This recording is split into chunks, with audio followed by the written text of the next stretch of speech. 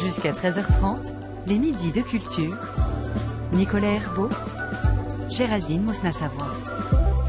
Place à la rencontre. Aujourd'hui, notre invitée est écrivaine. Ses héroïnes s'appellent Cléo, Patricia, Anne, Nadia, Emilina ou Landra.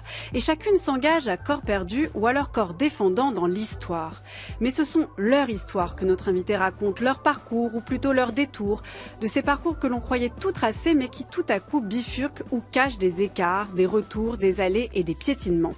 Dans son spectacle, Un état de nos vies, il en est de même, sauf qu'il n'y a pas d'héroïne, mais des mots que l'on cherche à éclaircir. Gauche, espoir, être, capitalisme, chien, apparition ou encore mémoire. Ceux-là non plus n'ont pas de définition droite, tracée, mais sont pleins de bifurcations et de détours. Bonjour Lola Lafont. Bonjour. Bienvenue dans les Midis de Culture. Merci. Votre spectacle, Lola Lafont, je l'ai dit, s'intitule Un état de nos vies et il est, si je le présente simplement, une liste de mots que vous partagez avec le public et dont vous donnez votre définition. Je vais donc vous poser quelques questions sur des mots. Quel est le mot qui vous trotte en ce moment dans la tête ? Justement, définition, en fait. c'est une question de vouloir définir les mots parce que en réalité, quand on les définit, on les circonscrit, c'est comme si on arrêtait leur sens. Donc moi, la question que je me pose toujours, c'est comment on peut continuer à définir les mots, parce que je pense qu'on en a vraiment besoin, et tout en ouvrant leur sens et en se disant, mais alors peut-être en fait que ça peut aller vers là, par là. Mais c'est une tension entre deux directions, justement, ce que j'aime bien. En écrivant l'introduction pour cette rencontre, Lola Lafont, j'ai passé mon temps à écrire le mot définir et j'ai essayé de trouver des synonymes. C'est pas si facile en fait d'en trouver un. Je me suis dit, voilà, présenter le spectacle, non pas définir ce spectacle, mais définir un mot, c'est difficile de donner un autre mot que définir lui-même. Oui, parce que en plus, moi je me suis posé aussi cette question quand j'écrivais le spectacle. Et je suis tombée sur des définitions de définitions. Ouais. Ça va commencer à devenir mise en abîme. Pointu, là, je pense. Allez-y, qui était vraiment, qui était à l'inverse de ce que je voulais faire, c'est-à-dire qui fermait le sens. Donc, effectivement. Comment vous en êtes sortie alors pour présenter ce spectacle ? Est-ce que vous le présentez, Lola Lafont, comme une liste de mots que vous définissez ou vous avez décidé de renoncer à ça ? Heureusement, je présente pas trop. Sauf ici, là. Sauf ici. Enfin, je veux dire, je me suis pas vraiment posé cette question, sauf effectivement quand j'en ai parlé au Théâtre du Rond-Point, où là, il a bien fallu dire qu'est-ce que je voulais faire sur scène.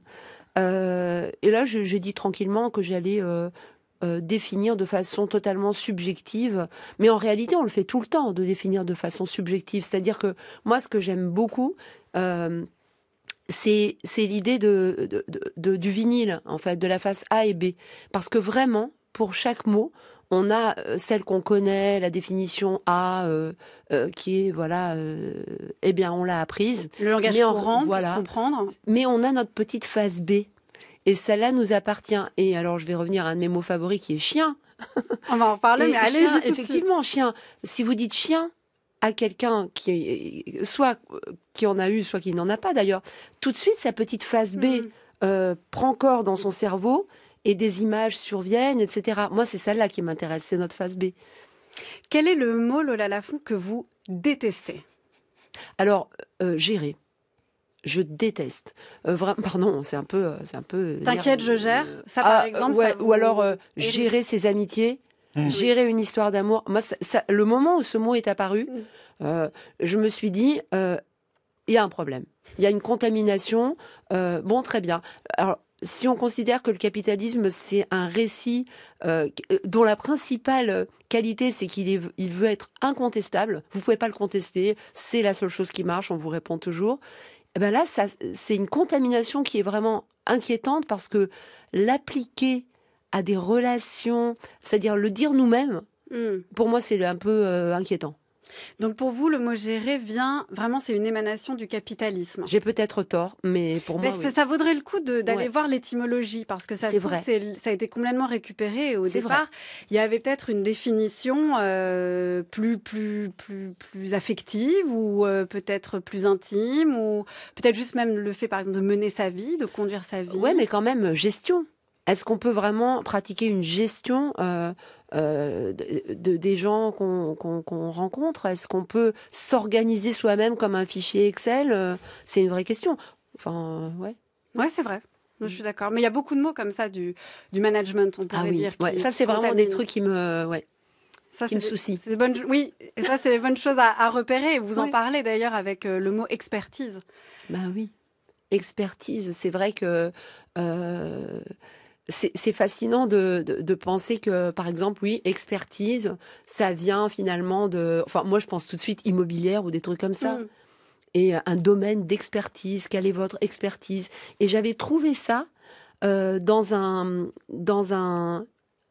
une sorte de brochure destinée à des adolescents pour leur parcours scolaire et universitaire. Je me dis, une double expertise. Je m'étais dit, mais c'est terrifiant de dire ça à quelqu'un qui a 15 ans.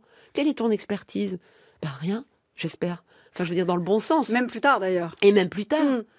Et effectivement, c'est un vocabulaire de l'efficacité. Et c'est vrai que ça, c'est vraiment quelque chose pour moi à défaire. Quel est le mot que vous ne comprenez pas, Lola Lafont? Mais il y en a plein, mais justement, je pense que si je les comprends pas, je les utilise pas. Ou que vous n'arrivez pas à définir ou Et c'est vrai que c'est difficile parce que dans ces cas-là, on se souvient même pas en fait du mot lui-même, mais un mot presque qui ne rentre pas dans votre tête. Alors, j'ai un peu honte, mais tous les mots qui sont liés aux gens qui font très bien la cuisine. Parce que je ne fais pas très bien la cuisine, et donc il y a plein de verbes qui disent en réalité qu'on va couper des choses. Oui, bah, j'en ai pas non plus. Nicolas, et donc je les ai pas. Cisailler, non, ça va, mais il y a plein de mots qui m'intimident vraiment beaucoup, parce que moi je ne fais que peler et couper, et donc après quand ça passe au stade supérieur, je suis dans un autre monde, je connais même pas. Oui, ça peut être l'ordre des ustensiles ou de l'ordre même. La technique, pocher un œuf. Vous savez pocher un œuf? Oui, je pense quand même. Mais quand on commence vous êtes déjà meilleur que moi alors. En cuisine. Mais c'est intimidant. Oui, c'est vrai. Mais d'ailleurs, on parlait du management, mais il y a aussi toutes les émissions culinaires. Où là, par exemple, on a aussi hérité, ou en tout cas, on a été contaminé par ce vocabulaire-là. Donc, on va partir sur, par exemple. On va partir sur, ça se dit beaucoup. On va revisiter le jambon beurre. Voilà, oui. Alors ça me fait penser à un truc que j'ai pas encore ajouté au spectacle, mais qui m'obsède un peu. Oui. Est-ce que vous avez remarqué qu'à Paris, et sûrement ailleurs, il y a plein de restaurants et de bars qui ont un nom, c'est plus genre chez machine et tout, c'est un mot qui a un rapport avec une valeur philosophique. Ah oui, donc substance, par exemple. Voilà, je sais pas, là, j'ai pas d'idée, mais fidélité, machin. Et donc, alors, je me pose la question, est-ce que c'est un petit peu troublant que des valeurs, des principes philosophiques importants soient des locaux commerciaux, ou est-ce que c'est pas grave? Mais moi, je me pose vraiment la question quand je vois un restaurant qui s'appelle Résistance. Pardon? Non. C'est formidable de bien manger, c'est formidable d'aller au restaurant, mais la résistance, c'est autre chose. Ouais, ce glissement-là... Et ça voudrait dire qu'il y a presque des mots sacrés aussi, qu'on ne peut pas utiliser. Alors, peut-être pas sacrés, mais précieux. Précieux, oui, ça c'est sûr. Oui. On va écouter un extrait de votre spectacle, Lola Lafont. On a vécu dans une fiction, un récit... dans lesquels le droit a été acquis, on avait les mêmes d'ailleurs, un récit dans lequel le féminisme était ringard, il appartenait à nos mères. Et je dois avouer que j'ai embrassé ce récit avec un enthousiasme naïf. Et pourtant, quelques détails auraient pu m'alarmer. C'est que jouir et faire jouir se conjuguent à l'impératif. Et à l'injonction d'être mince, s'est ajoutée celle d'être musclé. Et l'expression horloge biologique n'était qu'une nouvelle façon de poser une date de péremption sur le corps des femmes. Dans les années 2000, mes premiers jobs étaient tous précaires et n'exigeaient de moi qu'une seule chose, que je sache marcher en haut talon. Serveuse, vendeuse, hôtesse d'accueil.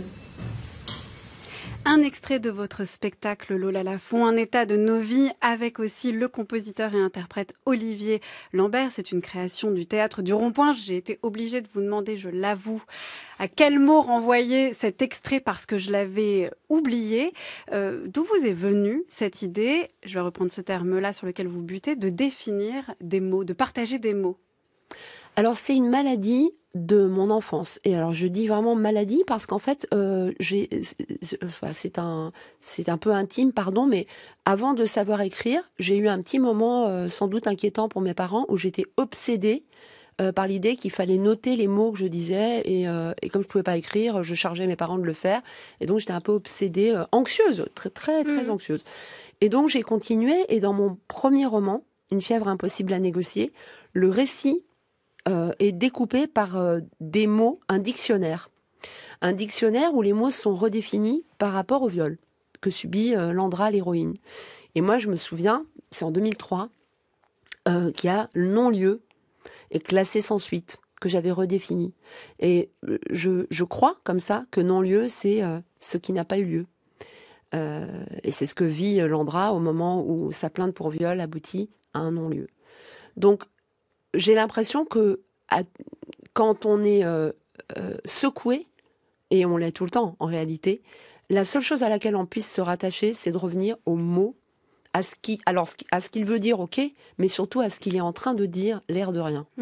Et c'est vrai que c'est une habitude que j'ai, c'est une obsession, et que je fais dans les chroniques que j'écris pour Libération, parce que ce que vous avez fait écouter, c'est une chronique qui s'appelait Récréation, qui s'appelle toujours Récréation, et qui est partie d'un mot utilisé par un ministre, je crois que c'est Dupond-Moretti, qui avait dit, quand il avait été confronté à des accusations, qu'il était temps de siffler la fin de la récréation. Et je me dis, c'est quand même pas rien, quand on parle de militantes adultes, des femmes, de les renvoyer à une supposée récréation, et de faire d'un mouvement politique une sorte de caprice, une sorte de jeu. Donc le mot est important. Et c'est intéressant que vous parliez du mot non-lieu que vous avez écrit en 2003, Lola Lafont, parce que dans ce que vous dites de votre besoin d'écrire les mots dès votre enfance, c'était justement pour les inscrire dans un lieu, pour qu'ils aient lieu. Le terme non-lieu, c'est le paradoxe même, c'est écrire un mot qui serait sans lieu. Oui. Je fais de la psychanalyse en même temps, en fait. Je m'en rends compte. C'est vraiment formidable. Voilà, mais vous n'aurez pas à payer. Ouais. C'est le service public. Appréciable. Mais pourquoi ce terme de non-lieu est revenu tout de suite? Pourquoi c'est presque un marqueur comme du premier terme? Pour moi? Oui. Parce que Une fièvre impossible à négocier, c'est un roman sur le viol. C'était une époque où il n'y avait pas de roman sur le viol. Et à un tel point que moi, je me souviens que les journalistes hommes qui m'interrogeaient sur ce livre me parlaient des Black Blocs, qui est le décor du livre. Et les femmes... Parce que Landra est militante aussi. Oui. Et les femmes me disaient, mais quand même, ça parle aussi de viol.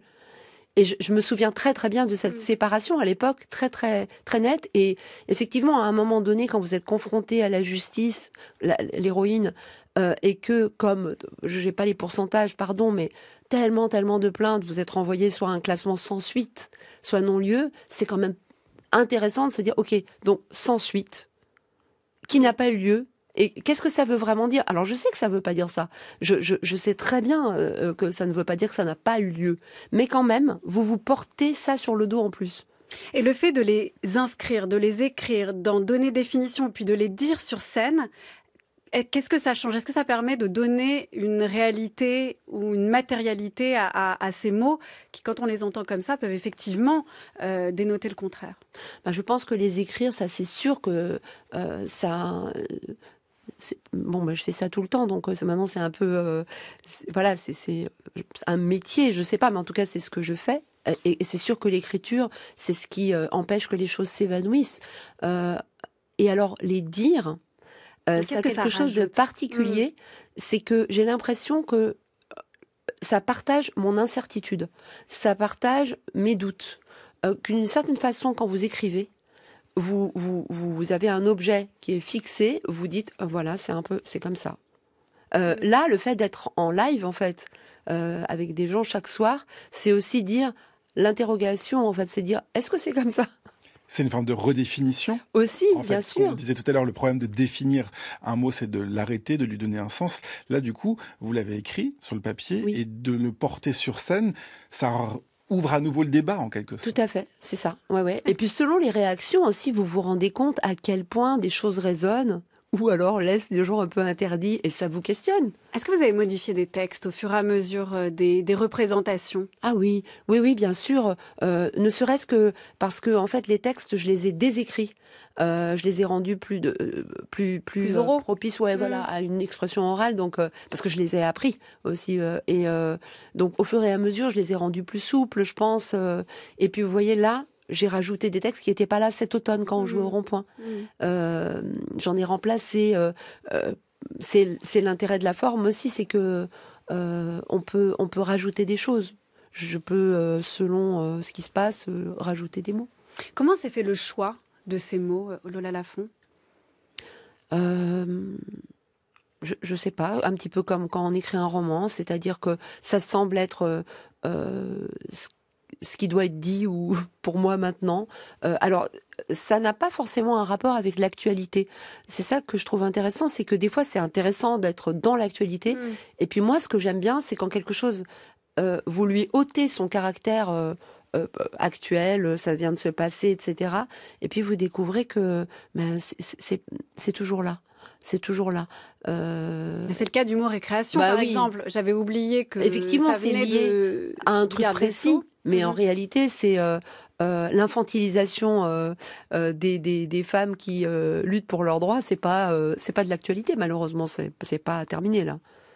Est-ce qu'il y a un mot qui manque, selon vous, Lola Lafont, dans ce spectacle ? Vous avez dû renoncer, faire un choix terrible. Oui. Vous en avez sacrifié. Oui. Ouais. J'ai un bon dossier de mots, ce que j'appelle en suspens, ce qui est une façon polie de dire tu vas à la poubelle. Ah oui, parce que suspens, ça veut dire qu'on va les reprendre. Oui, je fais ça pour être sympa avec moi-même. Vous les ménagez, les mots ? Vous avez peur qu'ils vous en veuillent après ? Ben non, c'est avec moi-même où je fais genre c'est pas grave, regarde, on va le mettre de côté. Et en vérité, ça veut dire non. Mais sur cette question quand même de prendre des mots isolés, ça m'a interpellée, Lola Lafont, parce que quand on est écrivain, on prend des mots dans un style, dans une grammaire, et les isoler, même si c'est pour en donner une autre définition, une définition ouverte, comme vous le disiez, une définition qu'on va rendre performative, qu'on va partager, c'est une manière quand même d'isoler quelques lettres du reste d'un contexte. C'est tout à fait vrai. Au moment où vous le dites, je réalise ce que ça a de... peut-être pas de malhonnête, mais de joueur, on va dire. C'est vrai que... Mais alors, c'est un peu aussi c'est un peu ironique, effectivement. Il y a un côté un peu mauvais esprit. Évidemment que, par exemple, je sais pas, là je les ai pas, mais si on dit, comme vous disiez tout à l'heure, expertise, comme ça paraît fou. Et de la même façon qu'un des troisièmes mots, je crois, que me propose Olivier Lambert, c'est... alors, qu'est-ce qu'il y a ? Il y a être. Parcours. Ah oui, parcours. Parcours. Mais ça fait un peu fou, quelqu'un qui vous demande tu peux me définir parcours ? Oui, parce qu'il faut que je définisse aux auditeurs et auditrices. Justement, il faut que je définisse. Oui. Il faut que je présente ce spectacle. Il y a une grande table sur scène et vous êtes assise, Lola Lafont, face à Olivier Lambert qui vous lance des mots. Moi, au départ, je croyais que c'était une sorte de parodie d'entretien, en fait, d'embauche. Et puis après, vous commencez en fait à rire, vous échangez des sourires et puis vous baladez sur scène. Il y a de la complicité avec Olivier Lambert. Et je me suis dit, mais est-ce que les mots sont improvisés ? Est-ce que Olivier, tout à coup, lui fait des blagues et lui lance un mot auquel elle ne s'attendait pas ? Est-ce que, en fait, il y a une part d'improvisation ? Est-ce que ça change en fonction de l'actualité ? Et pourquoi, en fait, s'en tenir seulement à des mots et pas à des phrases, par exemple, pas, par exemple, à la citation en entier de Dupond-Moretti dont on parlait ? Ben, ça serait très différent parce que si je citais, effectivement, si je commence à commenter une citation, pour moi, je sors de l'imaginaire. J'aime bien l'idée moi j'aime bien, bon, c'est pas un secret en ce qui concerne mes romans, mais j'aime bien l'idée que le politique se glisse dans l'imaginaire, se glisse dans la fiction. Mais je ne suis pas une commentatrice purement politique, sociétale. Et de la même façon, dans les chroniques pour Libération, j'ai compris maintenant que plus je m'éloigne, en réalité, comme je disais tout à l'heure, de ce qui vient d'arriver, et plus je parle de ce qui vient d'arriver. C'est comme pour la fiction. Mais oui, moi je crois vraiment ça. Je pense vraiment que si vous dites, par exemple, à un moment donné, moi j'aime beaucoup l'étymologie. J'ai vu que le mot erreur venait de... Que détour. Détour et erreur sont liés. C'est quand même hyper intéressant. Parce que faire un détour, moi j'ai l'impression qu'il faut réhabiliter les parcours avec beaucoup de détours. En tout cas, moi j'ai eu un parcours vraiment avec beaucoup de détours. Donc voilà, c'est pas du tout une ligne droite. Est-ce que c'est une erreur ? C'est une question. Dieu que cette histoire finit mal, on n'imagine jamais très bien qu'une histoire puisse finir si mal. Quand elle a commencé si bien, on imagine pourtant très bien voir un jour les raisons d'aimer perdues quelque part dans le temps. Mille tristesses découlent de l'instant. Alors, qui sait ce qui nous passe en tête? Peut-être finissons-nous par nous lasser. Si seulement nous avions le courage des oiseaux qui chantent dans le vent glacé. Tourne ton dos contre mon dos. Que vois-tu? Je ne te vois plus. Si c'est ainsi qu'on continue, je ne donne pas cher de nos peaux. Parfois, qui sait ce qui nous passe en tête? Peut-être finissons-nous par nous lasser. Si seulement nous avions le courage des oiseaux qui chantent dans le vent glacé. Si seulement nous avions le courage des oiseaux qui chantent dans le vent glacé.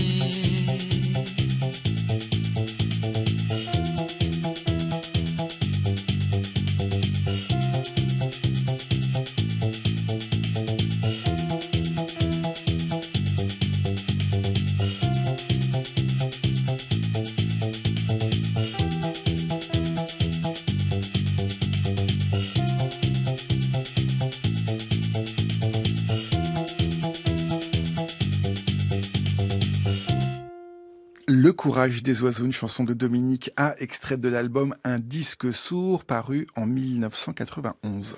Et c'est cette chanson, Lola Lafont, que vous chantez. Nous n'avons pas cette version, donc on n'a pas pu la diffuser. Le courage des oiseaux, donc de Dominique A, à la fin de votre spectacle.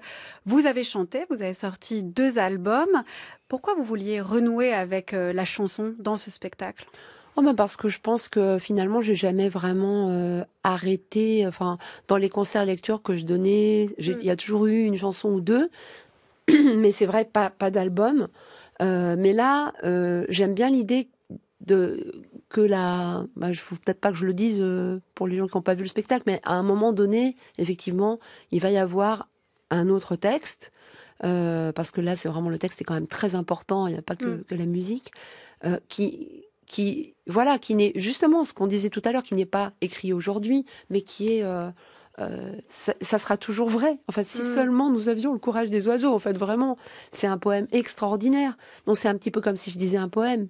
J'aurais pu choisir de le dire, mais on va l'enregistrer, la chanson. Ah, super. Ouais. Et de la même manière, dans vos définitions de mots, parfois vous dites, à un moment donné, je crois, il me semble que c'est pour le terme capitalisme. Oui. Olivier Lambert vous propose capitalisme, et puis vous le regardez et vous dites, en 2 minutes, capitalisme. Oui, je trouve ça un peu gonflé. Voilà. Mais en fait, 2 minutes, 3 minutes, c'est le temps d'une chanson. Ces définitions sont comme les plages d'un album. Vous l'avez conçu aussi comme ça, ce spectacle ? Je n'avais pas non plus pensé à ça, mais j'aime bien.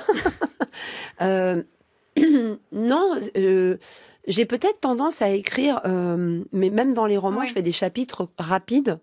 Donc je pense que j'ai l'habitude d'écrire. J'aime bien couper. Je coupe tout le temps. Il y a sans doute pour chaque roman plus de choses coupées. Il y a au moins le double pour chaque roman. Il y a la phase B aussi. Ouais, la face Z que vous ne voulez pas avoir, de ce que je trouve pas bien. Mais du coup, je crois que je me suis habituée à des choses extrêmement resserrées et taillées. Et j'ai toujours peur qu'il y ait des mots de trop. Et pourquoi? Mais parce que, alors, si je n'ai pas du tout l'obsession de la vérité, parce que je pense que quand on écrit, c'est pas un sujet. En revanche, j'ai l'obsession de l'exactitude. Et ça vient peut-être de la danse et de la musique, c'est-à-dire que en musique, quand même, une note, c'est une note. Il n'y a pas à tergiverser. Et en danse, en tout cas en classique, qui est vraiment mon éducation, c'est comme ça. Une arabesque, c'est ça. C'est pas autre chose. Mais votre spectacle le prouve bien, Lola Lafont. Il n'y a pas de mots exacts. Non, c'est vrai, c'est le trouble du langage, ça, par rapport effectivement à des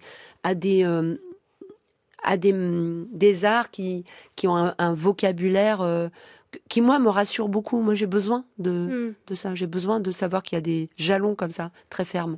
Mais les règles grammaticales, vous voyez, c'est comme ça. Bah oui, on en parlait ce matin sur l'accord de l'auxiliaire être. Je m'en suis voulu.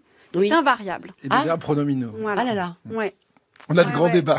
D'accord. Je pense qu'on a, donc, je vous le dis, il y a une liste de verbes qui sont invariables, avec de verbes pronominaux qui sont invariables avec donc l'auxiliaire être. Et je pense que c'est tout le champ lexical de l'emprise, puisque dedans il y a se nuire, s'en vouloir, se plaire, se complaire. Ah là là, c'est assez terrible. intéressant. Ouais, c'est très intéressant. Je vous fournirai la liste. Ah oui. Mais sur ce mot juste, quand même, moi, pour trouver le mot juste, pour expliquer de manière la plus parfaite qui soit ce que vous avez envie de dire dans un roman ou dans une définition de mots, Lola Lafont, est-ce que le mieux, c'est pas justement d'en mettre beaucoup pour, à force, en fait, de touches, saisir, avoir une idée, en fait, de ce qu'on veut dire, de l'intention qu'on a mis dans son texte? Oui, mais c'est ce que je fais avant. Pardon. C'est ce que je fais quand je travaille, d'en mettre beaucoup. Mais ce que je vous livre, enfin ce que je donne après, moi j'ai l'impression que mon travail, mon devoir, c'est aussi d'arriver avec de la précision. C'est-à-dire que l'écriture, c'est moi j'aime bien l'idée de l'esquisse, de l'art de l'esquisse, mais l'esquisse c'est pas non plus un brouillon, c'est autre chose. Mais quand j'écris, oui, c'est beaucoup. Et à quel moment pour vous avez enlevé assez de mots? Ah, je sais pas, c'est vraiment totalement subjectif. C'est au moment où j'ai pas l'impression de bavarder. Ouais. Et parfois, est-ce que votre éditeur ou votre éditrice vous a déjà dit, là, t'en as trop enlevé, on comprend plus rien? Pas à ce point-là, on comprend plus rien, mais oui, ça m'est arrivé. Je me souviens même d'un truc, vous parliez d'emprise, je me souviens dans Chaviré, que j'avais vraiment un duel avec moi-même sur écrire une scène d'abus sexuel sur l'adolescente Cléo. Je ne voulais pas. L'héroïne, ouais. C'était insupportable pour moi de mettre les lecteurs et lectrices dans une position voyeur, de faire de la pornographie avec la violence sexuelle, c'était insupportable. Donc j'ai donné une version à mon éditrice à l'époque où c'était tellement une ellipse qu'effectivement on ne comprenait pas. Et j'ai quand même dû faire face à cette question. Comment faire pour raconter le viol sans en faire de la pornographie? Comment vous avez tranché? J'ai choisi d'être complètement avec elle à 13 ans, c'est-à-dire dans sa tête, avec ce qu'elle comprend et ce qu'elle voit, avec des flashs d'images qui sont découpées, qui sont beaucoup sur des sensations qui se télescopent et où tout n'est pas clair. Je crois que c'est ça que j'ai choisi de faire. Il n'y a pas d'œil extérieur. On parlait de la musique, vous parliez de la danse, Lola Lafont. On pourrait se dire que dans votre manière d'écrire, il y a quelque chose de très corporel. Ce sont, là, vous parlez effectivement d'abus sexuels, mais il y a aussi la danse avec Cléo, il y a aussi la gymnastique avec Nadia Comaneci. Donc, il y a vraiment, on pourrait penser que c'est là que ça se joue, en fait, le rapport entre votre écriture et ce rapport-là à la danse, à la musique, le rythme, le corps. Mais est-ce qu'il y a quelque chose de plus? Est-ce que c'est plus, comme vous le disiez, sur ce geste juste, cette note juste, exacte? Oh là là, je ne sais pas vous répondre. J'arrive pas à faire la séparation corps-esprit, en fait. Parce que la danse, pour revenir à ça, c'est très cérébral. C'est-à-dire que c'est quelque chose que vous choisissez, je sais pas comment dire, vous raffinez un geste, quelle que soit la danse. Toutes les danses, c'est pareil. C'est extrêmement, ça passe vraiment par le cerveau. Vous réfléchissez, vous regardez, vous copiez quelque chose. C'est un langage. Donc je sais pas faire cette séparation du corps et...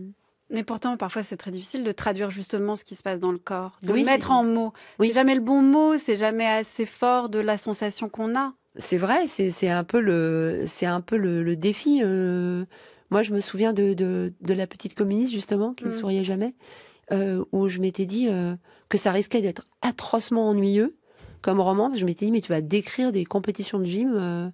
Et donc, il fallait trouver en quoi une compétition olympique de gymnastique, c'est un théâtre. C'est une tragédie.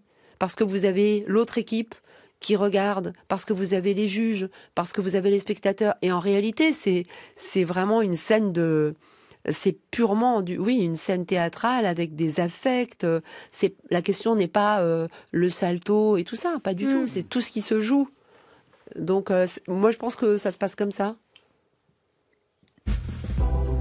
12h, 13h30, les midis de culture. Géraldine Mosna-Savoie, Nicolas Herbeau. C'est comme si la terre se desséchait, comme si la terre pleure. Qu'est-ce qu'on va mettre à la place? Pour le moment, c'est le désert, c'est la mort. On dirait que c'est un pays en guerre. Regardez, tout est par terre. Est-ce qu'on avait besoin de ça? Vous savez peut-être qu'il y a une loi en Roumanie actuellement qui demande aux gens, aux couples, de faire au minimum 4 enfants. Comment voulez-vous faire 4 enfants? Regardez cette terre, qu'est-ce qu'elle vous inspire? Est-ce qu'elle vous inspire de la créativité, de la vie? Moi, ça m'inspire de la mort. On a l'impression de se promener dans un vaste tombeau. Une archive du 9 janvier 1986, archive d'un témoignage sur la Roumanie de Ceausescu. C'était dans l'émission En Résistance. Lola Lafont, vous avez grandi en Roumanie. La femme qu'on entend témoigner parle d'un pays en guerre, l'impression de se promener dans un vaste tombeau, l'absence de créativité. Qu'est-ce que vous gardez de ces années-là et de justement, cette question de la créativité, elle est assez surprenante dans cette archive. C'est une archive incroyable. Je vous avoue, j'ai le souffle coupé que vous m'ayez fait écouter ça parce que je l'ai jamais entendu. Parce que, pour vous dire à quel point on peut vivre quelque part sans rien savoir de ce qui se passe quand on est enfant, moi j'y étais plus en 86, mais c'est en écrivant La Petite Communiste que j'ai découvert cette loi. Évidemment, quand j'étais petite, on me racontait pas ça.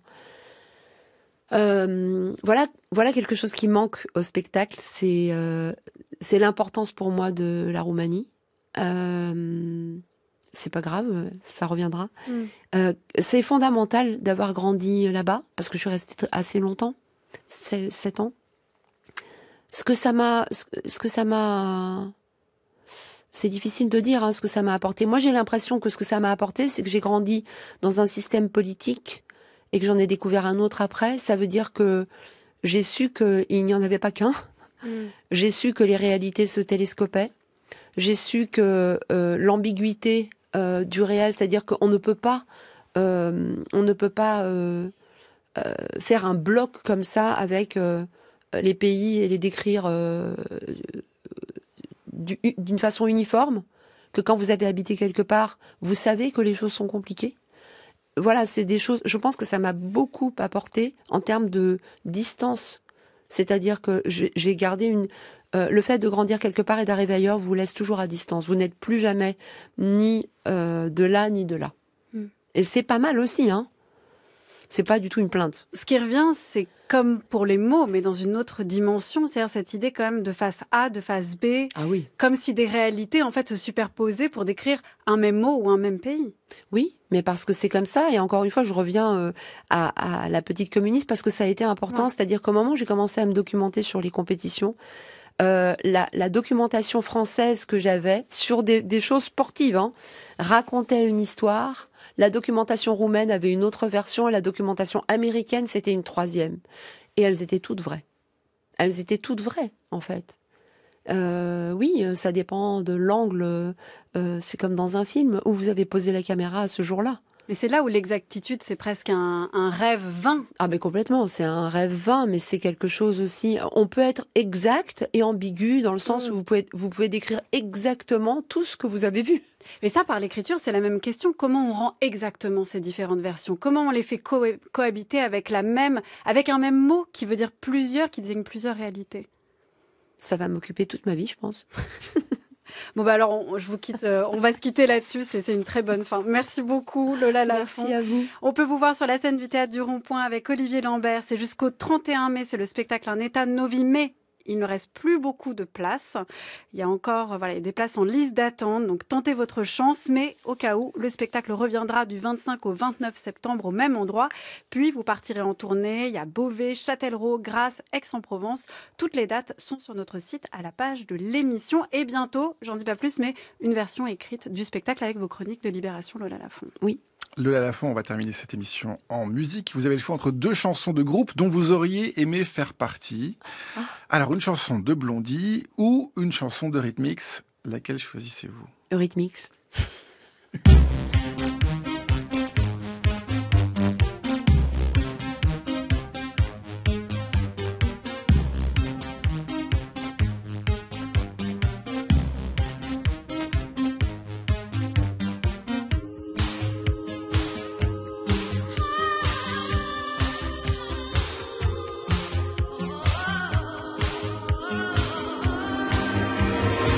Sweet dreams are made of these. Who am I to disagree? I travel the world and the 7 seas. Everybody's looking for something. Some of them want to use you. Some of them want to get used by you. Some of them want to abuse you. Some of them want to be abused.